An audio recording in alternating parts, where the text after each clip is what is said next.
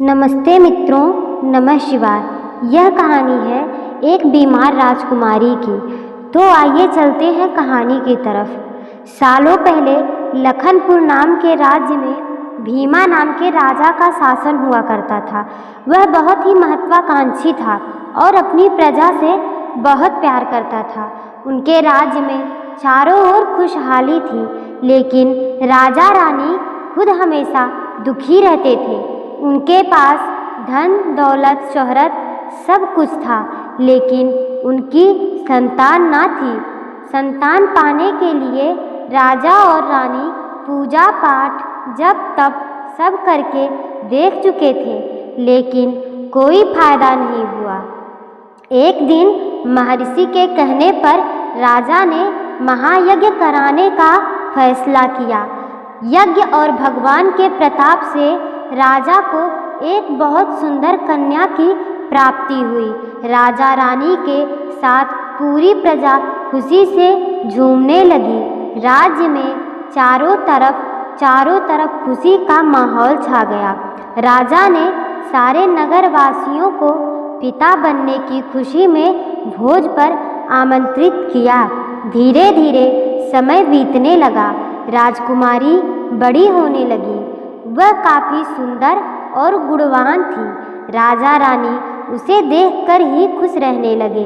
एक दिन उनकी खुशी को मानो जैसे नज़र लग गई। राजकुमारी बीमार पड़ गई। बड़े बड़े वैद्य नीम हकीम सब इलाज में जुटे, लेकिन कोई फायदा नहीं हुआ।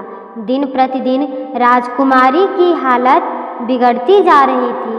राजकुमारी के ऊपर कोई दवा असर नहीं कर रही थी। दिन प्रतिदिन और भी उनकी हालत खराब होती जा रही थी। राजा को लगने लगा कि एक बार वे फिर से निसंतान हो जाएंगे। एक दिन दूर देश से एक वैद्य राजा के महल पहुंचा। देखने में वह बहुत अजीब सा था और उसने ठीक तरह से कपड़े भी नहीं पहने हुए थे, जिस वजह से सैनिकों ने उसे राजमहल में प्रवेश करने से रोक दिया। वैद्य ने राजा से एक बार मिलने की गुजारिश करते हुए कहा कि मैं राजकुमारी को ठीक कर सकता हूँ, लेकिन किसी ने उसकी बात पर यकीन नहीं किया। सैनिक उस वैद्य को राजा के पास लेकर गए। वैद्य ने सबसे पहले राजा को अपना परिचय दिया और कहा कि मैं आपकी बेटी को ठीक कर सकता हूँ। राजा उसकी बात सुनकर प्रसन्न हुआ, लेकिन उसका रहन सहन देखकर राजा ने भी उस पर यकीन नहीं किया। उधर राजकुमारी की तबीयत दिन ब दिन खराब होती जा रही थी, इसलिए राजा किसी वैद्य पर यकीन नहीं कर पा रहे थे। लेकिन उस वैद्य का आत्मविश्वास देखकर राजा ने उसे एक मौका देने का फैसला किया। राजा ने वैद्य को बोला, अगर राजकुमारी ठीक नहीं हुई तो अंजाम भुगतने के लिए तैयार रहना। इस पर वैद्य ने बोला, ठीक है, लेकिन अगर राजकुमारी ठीक हुई तो मुझे क्या मिलेगा? राजा ने कहा, जो मांगोगे मिलेगा। वैद्य राजी हो गया। राजा खुद उस वैद्य को लेकर राजकुमारी के पास गया। राजकुमारी बिस्तर पर बेजान सी लेटी हुई थी। ऐसा लग रहा था जैसे किसी ने उसका सारा नूर निकाल लिया हो। चेहरा दर्द में डूबा पीला पड़ गया था। वैद्य राजकुमारी के करीब पहुंचा और नब्ज टटोलने लगा। फिर उसने थैले से जड़ी बूटियों से तैयार दवा की पुड़िया निकाली और राजकुमारी के मुंह में डाल दिया। वैद्य ने राजा और रानी से बोला कि आपकी बेटी जल्दी ठीक हो जाएगी। वैद्य की बात सुनकर राजा रानी के मन में बेटी के ठीक होने की एक उम्मीद की किरण जाग उठी। ऐसे ही इलाज करते हुए 2 महीने बीत गए। धीरे धीरे राजकुमारी की हालत में सुधार होने लगा। उसके चेहरे की चमक लौटने लगी। राजा रानी के चेहरे की खुशी झलकने लगी।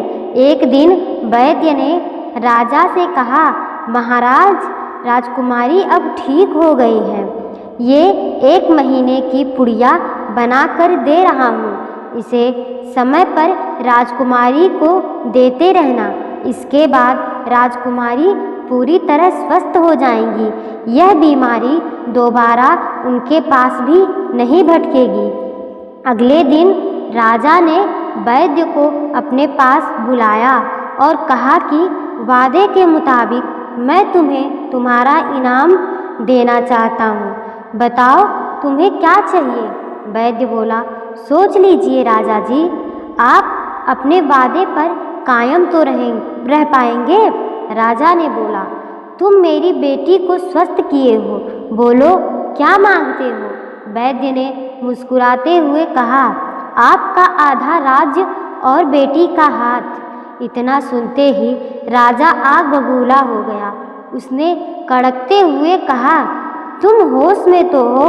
अगर तुमने मेरी बेटी के प्राणों की रक्षा ना की होती तो तुम अब तक यमलोक पहुंच गए होते। उसने सैनिकों को आदेश दिया कि इसे राज्य के बाहर निकाल दिया जाए। वैद्य कुटिलता से मुस्कुराते हुए वहां से चला गया। इस घटना के कुछ दिन ही बीते थे कि एक दिन फिर राजकुमारी की हालत बिगड़ गई। उसका शरीर नीला पड़ गया। आनन फानन में राजवैद्य को बुलाया गया। राजवैद्य ने बताया कि राजकुमारी को जहर दिया गया है। इसका तोड़ किसी के पास नहीं है। कुछ देर बाद राजकुमारी ने दम तोड़ दिया। पूरे राज्य में मातम छा गया। राजा रानी शोक में डूब गए।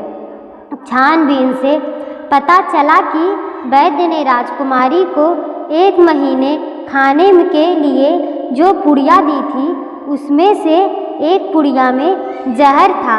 वैद्य को पहले ही शक था कि राजा उसकी बात नहीं मानेगा, इसलिए उसने एक पुड़िया में जहर भरकर रखा था। उसने सोचा कि अगर राजा शादी के लिए मान जाता है तो वह जहर वाली पुड़िया हटा देगा, लेकिन अगर नहीं माना तो इसकी सज़ा राजकुमारी को भुगतनी होगी। वैद्य की चाल कामयाब हुई। तो दोस्तों, इस कहानी से यह सीख मिलती है कि किसी से कोई बात करने से पहले या वादा करने से पहले सोच लेना चाहिए, और अगर वादा किए हैं तो उसको ज़रूर पूरा करना चाहिए। धन्यवाद दोस्तों, यह कहानी यहीं तक।